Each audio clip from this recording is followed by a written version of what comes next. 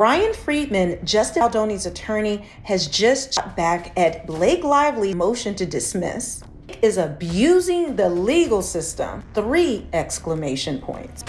Bryan Freedman tells TMZ Miss Lively's recent motion to dismiss herself from the self-concocted disaster. Are you going to Blake Lively too? Into oblivion, Megan. Wait till you see this lawsuit. It's all going to be based on evidence. It's not going to be just a lawsuit. It's going to be the kind of lawsuit that is full of evidence, missions.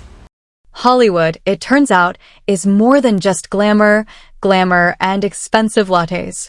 It's also about lawsuits, settlements, and of course, a little bit of celebrity arm twisting. Enter Bryan Freedman, the attorney known for handling high-profile cases, and now he's in the thick of a legal tug-of-war that somehow involves Blake Lively. Because it goes without saying that Hollywood celebrities have a unique sense of drama when it comes to court cases. Actually, Blake Lively's publicist, Leslie Sloan, was planting stories negative to Justin. And all Justin wanted to do, and it's all through the text messages. The New York Times apparently viewed 1,000 or more pages of text messages. They would have seen it. Justin never wanted to hurt her, never wanted to be negative to her. He wanted to protect the film, he wanted to protect himself, and he wanted to protect her from making negative allegations about him that were made up and that are proven, and how she bullied her way through the process to take over the movie and used her PR people to try and destroy Justin. There's a number of different defendants here. Stephanie Jones, be all over this complaint. That is the PR agent who was supposed to be working with Baldoni. Leslie Sloan, who's another PR agent, be part of this lawsuit. That was Blake Lively's. Blake Lively will be sued, and we're carefully considering other people that will be sued also. Ryan Reynolds. Now, one may assume that reasonable conversations, just agreements, and a kind handshake are enough to resolve cases. However, this is Hollywood, where a minor argument escalates into a power struggle. Furthermore, Blake Lively doesn't seem to be letting the legal system handle things on its own. Oh no, she is moving, and Freedman claims that she is making every effort to negotiate a settlement. Whether it's through coercion, pressure, or traditional celebrity influence. Let's simply say that this case is becoming an essential drama to watch. What they did was they worked with the New York Times. Publicists worked directly with the New York Times. They shared illegally obtained text messages. They shared those together. They concocted a complaint that they filed with the Civil Rights Division. They omitted texts that would have provided context, that were in the exact same string that would have provided context of really going on. And in fact, they actually removed emojis from text that show that there was satire and there was around by the crisis agents. I mean, the PR crisis. The individual has served with some of the most well-known figures in the legal field. Since, let's face it, people in Hollywood don't just ask for things, they make them happen. You better assume there's more to the tale if he's claiming that Blake Lively is making things difficult for the other side. Additionally, you can know that Lively isn't waiting for the paperwork to be processed patiently if a settlement is on the table. She initiated one of the most abhorrent examples of abusing our legal system. Freedman says stringent rules are put into place to protect the innocent, allow individuals to defend themselves, while noting laws are not meant to be twisted and curated by privileged elites to fit their own personal agenda. In his statement to TMZ, Freedman reiterated, as we said yesterday in response to Mr. Reynolds' same cowardly measures, we will continue to hold Ms. Lively accountable for her acts of pure malice, which include falsely accusing my clients of harassment and retaliation.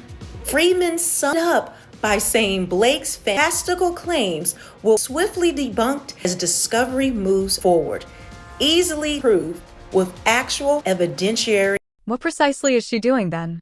According to rumors, she is supposedly exerting a lot of effort to ensure that the lawsuit doesn't take longer than required.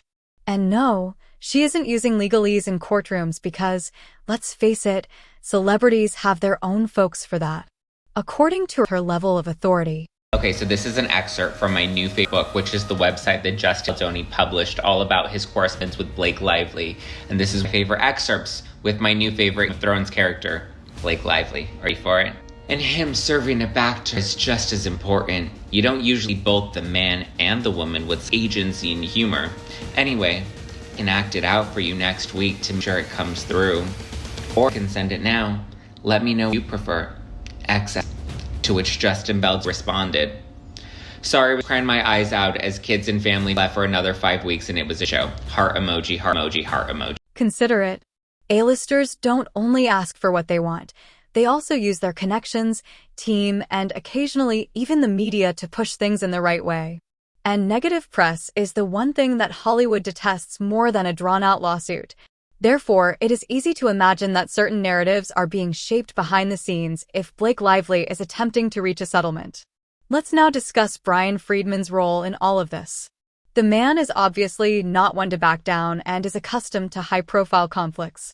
However, even a legal heavyweight like him is aware that things may quickly become tricky when a Hollywood star starts to pull strings.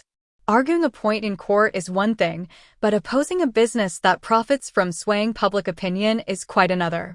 Baldoni's the bad guy. And just to lay it out for the audience in a little bit more detail, what she's claiming is that even though she was a much bigger star than Justin Baldoni, who I never heard of before this lawsuit, she's the much bigger star, and she's married an even bigger star than she is, Ryan Reynolds, that she came in and onto this project and started to get harassed and mistreated by Justin and some others, and that when she then demanded that all of her concerns be rectified, that he did it, but that he was basically lying in wait for when the film would get released in case she went public with what happened, that he and his PR team determined to bury her, to ruin her, and that this wave of bad press we did see about Blake Lively when the film came out this past summer was not organic. It was totally orchestrated by Justin and his... Since, let's face it, public opinion is crucial in this community, Justin and his team carefully planned it. Furthermore, if Lively desires a settlement, it goes beyond the specifics of the law. It's all part of the game to make sure you're talking to the correct folks. The worst part is that settlements aren't always about innocence or guilt. Sometimes their only goal is to make issues go away. Blake Lively writes, "I can send you my pass at the roof or just read with you when we together next week. Let me know what you prefer." Smiley face. "If you knew me in person longer, you'd have a sense of just how flirty and yummy the ball busting would play. It's my love language, spicy and playfully bold, never with teeth." The sooner a controversy or lawsuit is resolved, the better in Hollywood, where reputations are valued at millions. A settlement suddenly becomes the best course of action if continuing to drag things out puts you in danger of creating unwelcome news. Furthermore, Lively is obviously not taking no for an answer if she is certain that's the course this case is headed. I'd like to apologize to Justin Baldoni because he treated me well and did nothing wrong, and I allowed him to sit in a basement with family because I was starstruck by Hugh Jackman. Yeah, that Blake Lively was the aggressor in this now epic showdown. Was it right after was it when Baldoni dropped countersuit? Was it when Bryan Freedman put up the website with the 170 pages and all the text, or was it right away when the Times wrote?